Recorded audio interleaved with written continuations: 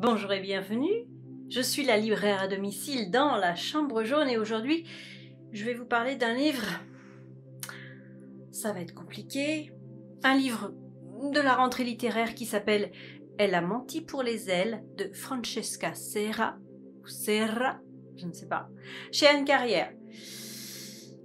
Ce livre c'est donc un roman. Comment je vais parler de ce roman? Déjà, je l'ai acheté un petit peu sur un coup de tête. J'avais dû en voir parler 2-3 fois sur les réseaux sociaux, ça avait dû attirer mon attention. Et j'avais senti un petit peu du maître des illusions. Le maître des illusions, j'en ai vaguement parlé dans ma vidéo sur le Chardonneret de Donna Tartt. Je pense qu'il serait bien qu'un jour je vous fasse une vidéo dessus, sur le maître des illusions, parce que c'est un roman qui m'a beaucoup marqué et qui me marque encore beaucoup. Bref, en lisant un peu la quatrième de couverture de ce livre, ça m'a un petit peu fait penser à ça, et effectivement, il y a de ça dedans. Tout de suite, j'aborde le sujet de ce livre. Nous sommes dans une petite ville balnéaire, donc l'été c'est très touristique, l'hiver c'est un peu plus mort, là c'est un petit peu plus mort. Cette ville s'appelle Île-à-Rennes, petite ville, hein, et tous les gens là-bas, surtout les filles, se doivent d'être beaux, d'être belles. C'est vraiment l'apparence qui compte le plus là-bas dans cette ville. Nous sommes en 2017 je crois, 2016-2017. Et nous sommes avec des jeunes, des ados, entre 15 et 18 ans on va dire. On suit surtout le personnage principal qu'on suit, c'est Garance.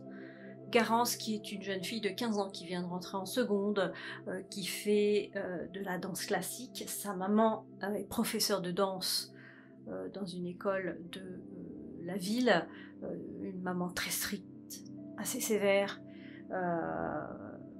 très droite.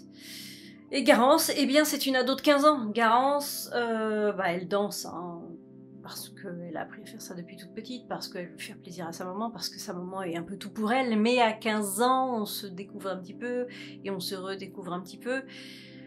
Et Garance va se mettre à suivre le groupe de jeunes qui ont 18 ans, qui sont plus âgés qu'elle, le groupe un peu influent du lycée. Ils sont plusieurs, elle est tombée amoureuse d'un des garçons de ce groupe il y a quelques années, on va dire. Et c'est à peu près tout ce que je peux vous dire pour la mise en place. Garance rejoint ce groupe parce qu'elle se fait inviter un peu miraculeusement par une des filles du groupe. Elle rejoint le groupe. Quelques mois se passent et elle disparaît. Alors nous, en tant que lecteurs, on ne sait pas trop au départ ce qui se passe, pourquoi elle disparaît. Les enfants du lycée, de sa classe, ses amis, peut-être qu'ils savent, peut-être qu'ils ne savent pas, ils ne disent rien. La police enquête, forcément, hein, disparition inquiétante d'une jeune fille de 15 ans, mineure donc. La police enquête, à 15 ans, 18 ans, qu'est-ce qu'on fait en 2017? Déjà à l'époque, c'était pas si longtemps, on est beaucoup sur les réseaux sociaux. La police enquête donc sur internet et découvre quelque chose dont je ne vais pas vous parler, découvre la très potentielle, possible, probable raison pour laquelle Garance a disparu, mais personne ne parle, les autres ados ne parlent pas. C'est un peu l'omerta adolescente, c'est la vie secrète des ados, ce roman. Et je ne vous en dis pas plus pour ne pas spoiler, ce serait très dommage que je vous en dise trop. Ce que je peux vous dire, c'est que ce livre, c'est un petit peu...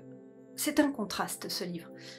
C'est un contraste parce qu'on y voit à la fois la beauté adolescente, les jeunes ils sont beaux, Garance elle danse très bien, elle est gracieuse, donc il y a toute cette beauté de cette jeunesse là qui est mise en contraste avec leur cruauté sur internet parce qu'ils se sentent invulnérables, anonymes, ils se sentent tout puissants sur le net.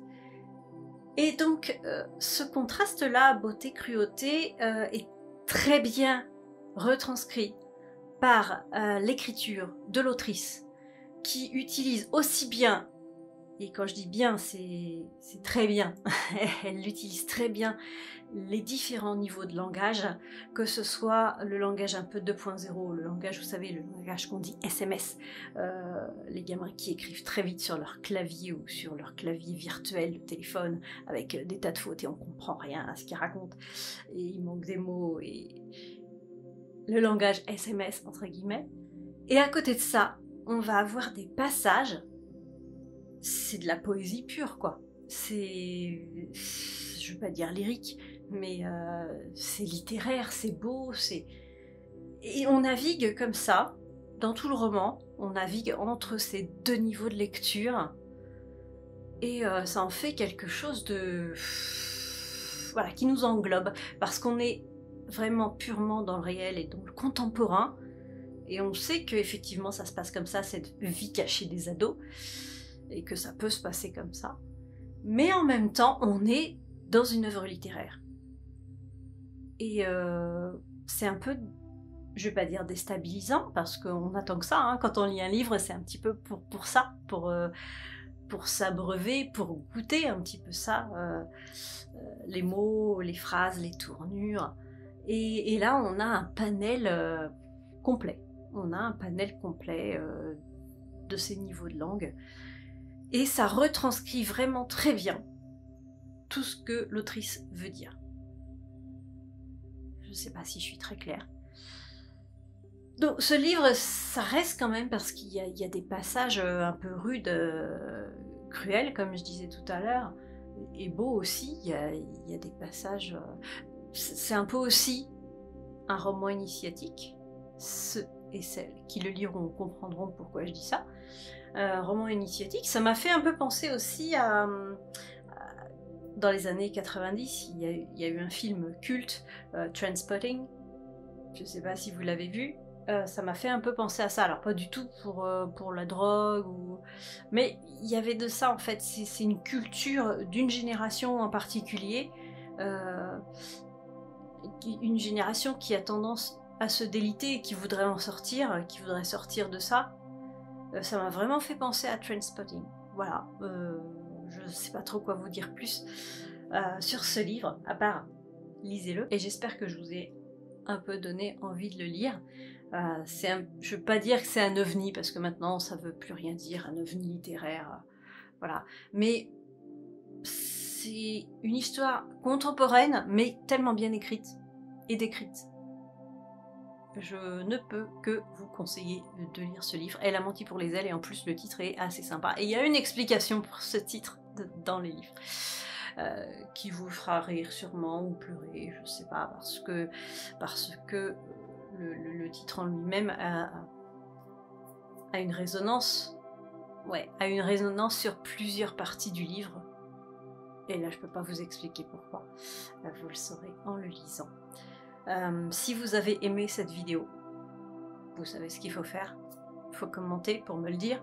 Si vous ne l'avez pas aimé, vous me le dites aussi, pour que je sache comment améliorer les choses. Vous pouvez aussi mettre un petit pouce en l'air, c'est sympa. Et partager la vidéo aussi, et vous abonner. Et sur ce, je vous dis bonne lecture.